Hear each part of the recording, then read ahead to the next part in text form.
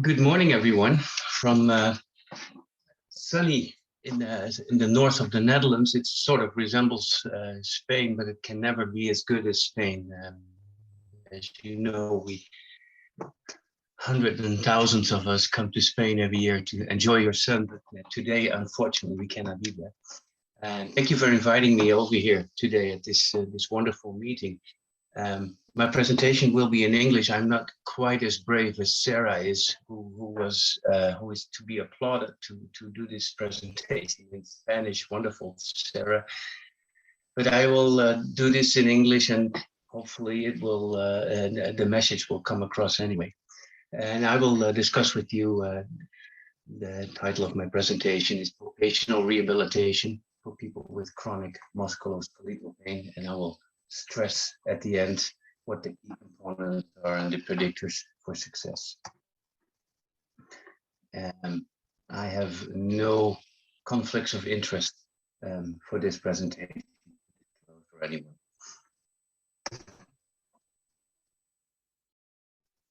Let me see. Yeah. Well, let me start right away with the evidence base for vocational rehabilitation. And forgive me for being a scientist. I will share some results from the science, and especially systematic reviews, because they tend to summarize the evidence nicely. And the evidence base for vocational rehabilitation, we have seen some really good papers being published the past 2 years on this. And the first one that I would like to present with you is not specifically on musculoskeletal pain or disorders, but more in a general sense, the vocational rehabilitation. And it clearly states that there is some good evidence to support vocational rehabilitation in patients with chronic pain and musculoskeletal disorder, but also in other disorders. However, what they state here, and I think that is one of the key messages that I want to get across today, is that the intervention should not be solely based on the diagnosis, but they should target experienced barriers for work participation. And these can be, of course, different in any person and any system and any work situation, but they tend to go over physical limitations, coping styles, and a social environment.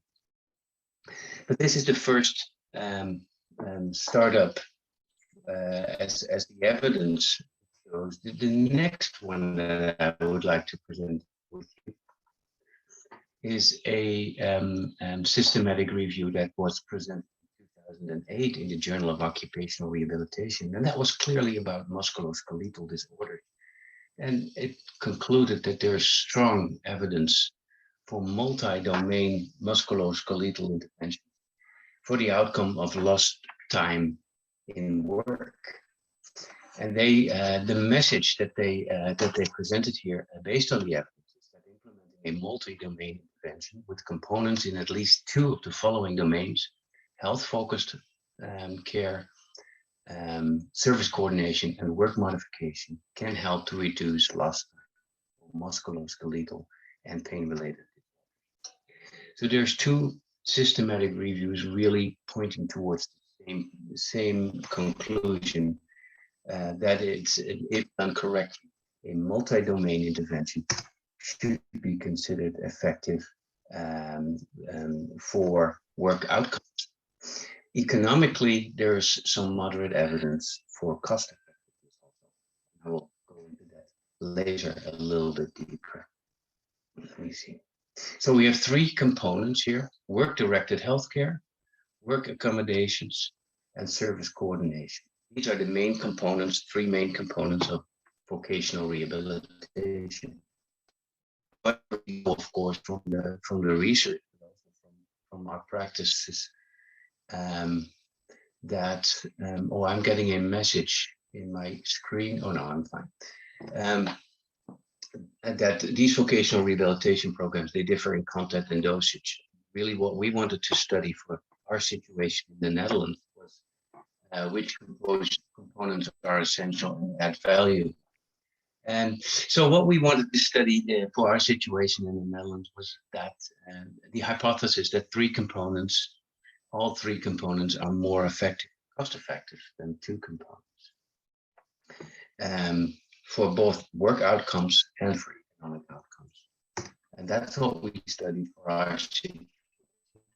Of course, we know that the Dutch and the Spanish systems are not equal, and we also know from many studies that systems do matter. So what I would like to share with some background here is that we have mandatory work accommodations in the Netherlands for up to 2 years of absence. So the employer is obliged to provide work accommodations for workers that need that.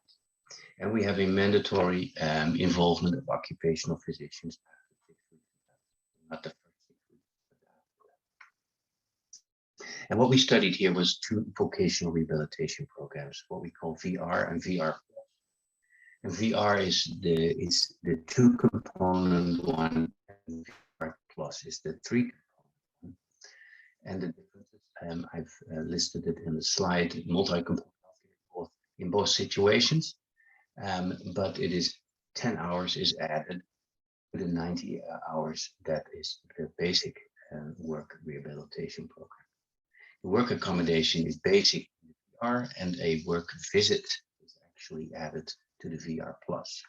Service coordination is added to the VR+, and it's not or very basic in the normal VR. The costs, of course, are higher of VR+. The costs for VR is about 5,000 euros, and it is reimbursed by the healthcare in the Netherlands. However, when it's really work-directed care, then our healthcare insurers do not cover that, and we are asking the employer to co-pay for the extra hours and extra services that we add, which is a 1,250 euros that we ask. So the added things of VR+ is case management, service coordination, and workplace visits, and some extra hours. We have designed a 2-armed retrospective study. We included patients with chronic musculoskeletal pain. Of course, they were all working patients, and they were 6 weeks or more absent when they started the program. We collected data from questionnaires, baseline, discharge, 6-month follow-up, and we had usual care in 7 VR centers a couple of years ago. The selection, of course, was not random here. That is good to realize. It was based on the employer willingness to pay for this extra. And I will get back to that later because that may have bias.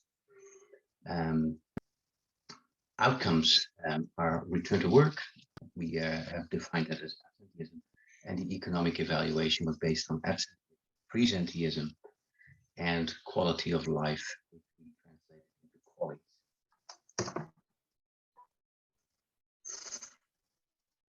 So the complete cases, and there's more, and you can all read this in the papers. This is the work of the demographics on baseline, and as you can see, there's very little difference, except for the last one, which is return to work expectancy, which was a little better in the VR+ than in the VR. But we corrected for that later on in the analysis.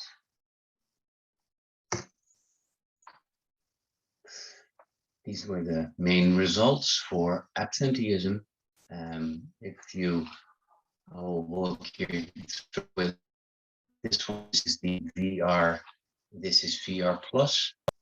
So at baseline, most were partly sick leave and full sick leave at discharge. Full sick leave was lower, about the same part-time sick leave, and some were already full at work, and 6 months later, the trend is going up in the right direction. If you look at this other figure, then you see a very similar picture, and indeed, if you calculate the outcomes, then both VR and VR plus show relevant improvements for absenteeism at discharge and at follow-up. And the differences are, well, very small, and sometimes they are significant, and they are significant at 6 months. But regardless of significance, the differences in absenteeism are very small. The only predictor that we could find that was significant was return to work expectation.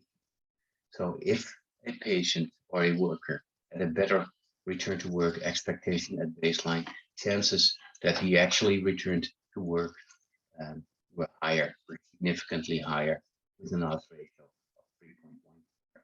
And all other ones were not significant contribution. Going down to the economic evaluation, I don't know if you're familiar with these types of analysis, but what we see here is a huge amount of dots, cloud of dots, with an x-axis with added cost. So here's more cost, and this is less cost, and this is more effective, and less effective. And I've added a star here, which is the average results for the average participant in the study.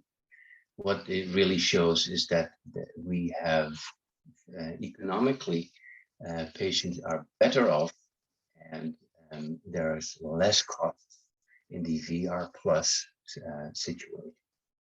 So we have better quality of life, and that converts to QALYs, and that converts to a euro value. And so even though the program is a little bit more expensive, the costs at 3 months, no, sorry, at discharge even, the costs at discharge are lower. And that, of course, is better, very little absenteeism, but in these analysis, we've also had presenteeism. So better productivity. And that accounts for lower costs because they are more productive for the employer and society. So on average, we have a little bit of 820 euros per an amount of quality gained. And if you convert that to a quality of a year, which is a sort of a basic value that people, that the researchers translate their work to make it comparable, it is 71,000 euros per quality. Now, what does that mean?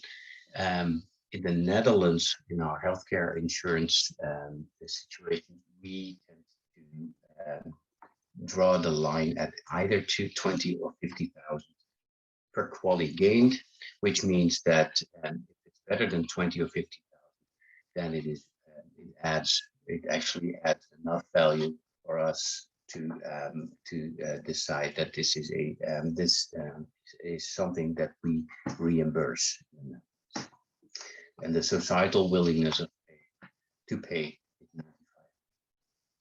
If you look at the employer, so the employer had to pay an extra 1,250 euros, and even at discharge of the program, he already had a return on investment of 138%, which means that he has really value for his money or her money, because even and we know that the results go up after we didn't do the analysis, and again, this is because work productivity costs mainly, but also a little less. So economically, this is a great result that I'd like to share with you. We already knew, and we didn't study this, that there is strong evidence for multi-domain vocational rehabilitation. And we had moderate evidence of costs. And we added a study where we studied the difference between 3 or 2 components, and we found that VR plus is superior. However, I must say, for absenteeism only, the results are very thin, but the results are much better on presenteeism. quality of life and costs for society and the employer. And I must say again that the main provisor, is that systems do matter. This is really a study that is confined to the Dutch system, and that challenges generalization to any other system, including Spain. However, I must say it is support for the basic model, and it is again a building stone. At this point, I would say, how many building stones do we need for the model that it is about healthcare and work modification and service coordination? Return to work expectations are a significant predictor, as we have seen in other studies. We'll go back to that later because it is about the predictor. And we know that systems do matter. So when it comes to Spain, I would say this model or this program that cannot be translated one-on-one to you, but you should fit it to your system well, or change the system. That's probably not very feasible. So again, it's about healthcare integration with work and with service coordination. And if you do that, you need one goal, one team, one worker. And we need involvement of the employer, the rehabilitation team, in our case, an occupational physician, and a disability. And I added this picture because typically what you don't want to see is that the employer is on the sideline. He's not involved, and leaves it up to the healthcare system to work on the injured workers and to see to get them back to be fit for the duty. That really doesn't add up for vocational rehabilitation or work-related care. It is really about integration of work, healthcare, and coordinating that. To do this and convert this to key elements of practice, we need involvement of the worker or the patient, whatever you want to call him or her. We need modified work. Return to work is a rehabilitation goal, but it's also a rehabilitation modality. It is work simulation. It is training. We do use the principle of place and train, which is a well-known principle. So we train at the workplace. We use principles of graded activity and graded exposure, and a biopsychosocial, and including, of course, the work orientation of the rehabilitation team. We really work on return to work expectations, because that is one of the key predictors for success. And we have a dedicated team member, which is called a disability case manager or return to work coordinator, whatever you want to call him or her, with a separate skill set that is really dedicated for service coordination, workplace visit, and case management. I'm going towards the end. There's really good evidence for a return to work, adding a return to work coordinator to your team when it comes to work absence. So, if you have this return to work coordinator, there's intervention components that have been studied, and face-to-face contact with a return to work coordinator is there's strong evidence that it helps on work absence. And this return to work coordinator should identify barriers and facilitators for return to work. There's always also strong evidence for that. So that is that would be a good addition in a general sense to a vocational rehabilitation team.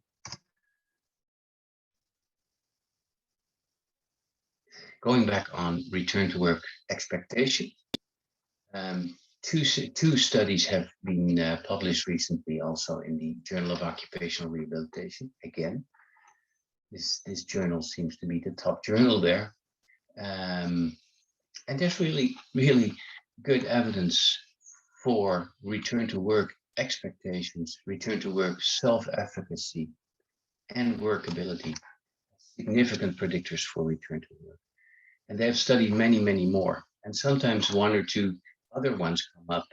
But if you look at the robust ones that really that really sort of overarch the studies and that come up in systematic review, it is these three measures, and they can be measured fairly easily with very short questionnaires or single items for workability, single item on a 0 to 10 scale. And if for nothing else you measure these, then I would suggest you add one or all three of those measures to your programs. I have said already a couple of times that systems do matter, and I would like to bridge to the next speaker with Kim Burton, and he was also the co-author or the senior author of this on this wonderful studies that identified system obstacles to work participation. And indeed, as I said over and over again, there are specific unhelpful characteristics of compensatory systems that really add robust evidence that it is an obstacle. Receiving workers' compensation by itself is not an obstacle. And there's also robust evidence, again, that lack of access or lack of availability to workforce healthcare is considered a system obstacle to return to. And I think that is the last slide I would like to share with you. I'm wrapping this up, my previous 20 minutes, with the 4 key points. There's strong evidence for effectiveness of rehabilitation, for work outcomes and economic outcomes. Main components are integration, work-directed healthcare, and work accommodations, and service coordination. A return to work coordinator would be a great asset to your team because he or she has direct communications with the worker and the employer to identify obstacles and barriers to return to work. 3 predictors come up from the literature, which are return to work expectations, return to work self-efficacy, and workability, and system characteristics really do matter. And that's all for this morning. Thank you so much for inviting me over here and having me to contribute this to your meeting.